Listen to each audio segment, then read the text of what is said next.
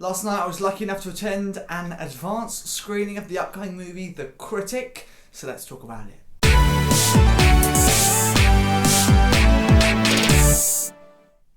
Yes, hello, welcome back to a brand new video, a brand new movie review. Today we're going to be critical about The Critic.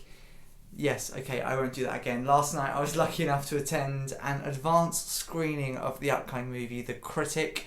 So let's talk about it, and before I do, just a friendly reminder as always that these are just my thoughts, so don't let this dictate whether or not you go and see the film. You may go and see it and feel totally differently to me, and that's fine because movies aren't made to cater for every single person on this earth. So without any further ado, let's start talking about it. And the first thing to note really is that I haven't really seen Ian McKellen in anything before. I've heard his name tossed about in things that he's been doing, but not memorably have I seen him in anything. I'm certain I've seen him in episodes of things that just happen to be on the telly, or when I've been watching Gogglebox, he happens to be in something that they're watching, something like that, but I haven't sat down and watched something that he stars in, and I really believe that this is the first thing that I sat down and watched that he is in. I really do. And before I went to go and see this film, I didn't read or watch anything about what it's about, what the plot is. I didn't do anything like that. I went into the screen not knowing anything. I didn't watch the trailer. I didn't read any plots or descriptions. The only thing I read was a very brief description when I went to book my tickets. That is the only thing that I read. So I really just knew that it was a film about a theatre critic in Old England. That is all I knew. There were droplets of humour dispersed throughout the film, very randomly. And although it was very random, when there was moments of humour, it was funny. I have to give it to the film. And it does incorporate just the right amount of humour. And sometimes that can be quite a difficult thing to perfect. And although it is quite random when these moments of humour are going to kind of spring up, it is funny when there are moments of humour. So that to me is a good thing. They don't just have humour willy-nilly to try and keep audiences engaged. That's what I'm trying to say with that. And the film does include some brief moments of Old England. It isn't a film showcasing facts and information about the way England used to be, but because it is set in that time period, you naturally learn a few things here and there about stereotypes and the old way of life in Old England.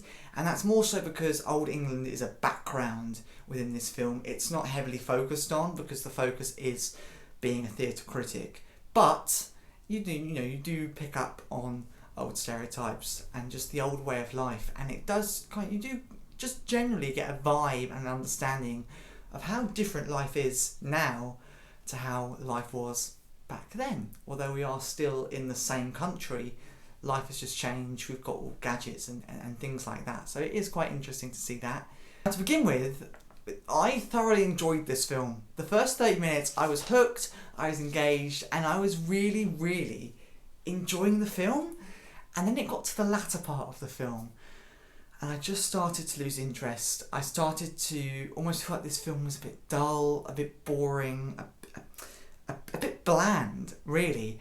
And I kind of got the impression that the first 30 minutes of the film to which I was hooked to was almost their entire storyline. And then it got to the moment where I started to be like, right, okay, I'm a bit disinterested now. From that point onwards, it sort of felt like that was made to make it into a film. I don't know, that's a really weird thing to say, and I kind of know what I'm trying to say, but it's a weird thing to make you understand. It just feels like the first 30 minutes was their entire plot and they'd done it all, and then they kind of thought, right, well, this is only a half an hour thing, we need to make it into an hour and a half, to make it a film. So it's sort of, to me, felt like the latter half of the film was just made up to make it into a film. Does that make any sense at all? I don't know. And I think part of that was because the latter half of the film wasn't focused on him as a theatre critic. it started to move away from him as a critic and him adopt this different character. And it was like, well, the film is called The Critic, and now it's not really anything about a critic anymore. It's about your own personal life. And that, to me, is where I start to go, right, okay, I'm a bit bored now. And as much as I don't like to spoil endings here on these movie reviews, I'm not going to spoil what the ending is, but to me it felt very abrupt and very, very ambiguous. Now, films that finish with an ambiguous ending are most of the time quite good. But for this film, I just don't think it fitted. I don't think it fit in to the way this movie had been made and what the movie was about. I don't feel like an ambiguous ending suited this film in any way. And I just think it was a tad bit of a letdown after, halfway through this film. I just thought, it was going so well. Do you know what I mean? And it just really didn't end very well, in my opinion. But I'm not going to spoil the ending, and I'm not going to spoil any of the film. But it really wasn't what I was expecting, let's put it that way. But anyway, there you go. There's my thoughts of the upcoming movie, The Critic. It's dropping in cinemas across the UK on the 13th of September. And before I sign off, just as I always do, I need to rate it out of 10 and let you know whether or not I'll be buying it on physical media, on DVD. Well, I'm giving this film a 5 out of 10, slap bang in the middle. It's a mediocre film. I'd say it's slightly above mediocre, but that's about it really for me. So 5 out of 10. And will I be buying it on physical media, on DVD? No, I won't be buying this movie on DVD. I'm glad I've watched it. I won't be rushing back to see it again in the cinema, and I don't have any intention on buying this film on DVD. So there you go. There's my thoughts on the upcoming movie, The Critic. Like I say, out in cinemas in the UK on September 13th. And as always, in the description below is the movie plot, the movie trailer, and a link to my movie review playlist, which features every movie review that I've ever done, and plenty more to come very soon, later this year. So many big blockbusters coming out. Moana 2, Paddington 3, lots to talk about, and lots that I should be talking about in this movie review. So other than that, I hope you've enjoyed, and I shall see you in another video, and hopefully another movie review very soon.